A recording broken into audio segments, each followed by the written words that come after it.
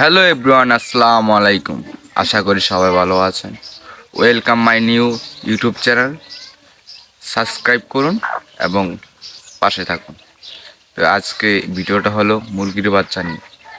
যাদের মুরগি ডিম দেয় ঠিকই, যখন মুরগিতে ডিম দেওয়া বসায় তখন ডিমগুলো পচে যায়, নষ্ট হয়ে যায়, সে নিয়ে আজ ভিডিও। তো আজ সম্পূর্ণ ভিডিওটা দেখবেন এবং বুঝতে পারবেন যে মুরগির বাচ্চা কেন না ফুটে এবং কি ডিম কেন পচে যায়, এর কারণ কি কি সব আজ আপনাদের মাঝে তুলে ধরব। তো সাথে থাকুন। দেখুন, এই মুরগিটি অনেক বড় সাইজের, প্রায় 20টি ডিম দিয়ে বসানো যাবে। তবে এটা বেশি ডিম পারে না, 10টার বেশি, তার জন্য 10টা ডিম দিয়ে বসানো হয়েছে।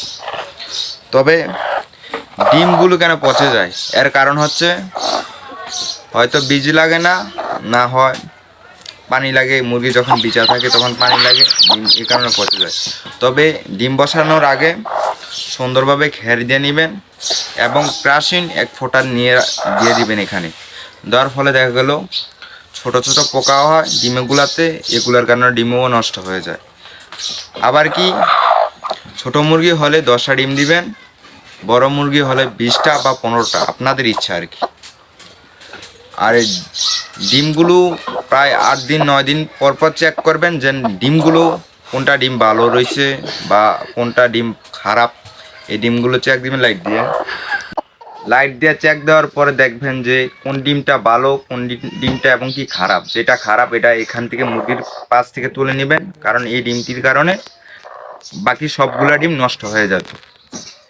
তো অবশ্যই চেষ্টা করবেন সব সময় 2 দিন 3 দিন পর পর লাইট দিয়ে চেক দেওয়ার পর আপনারা বুঝতে পারবেন যে লাইট দিয়ে যারা এই সমান জায়গাটাতে চেক দিলে বোঝা যাবে যে বাচ্চা আছে কিনা বা ডিমটা ভালো কিনা, সম্পূর্ণ বুঝতে পারবেন।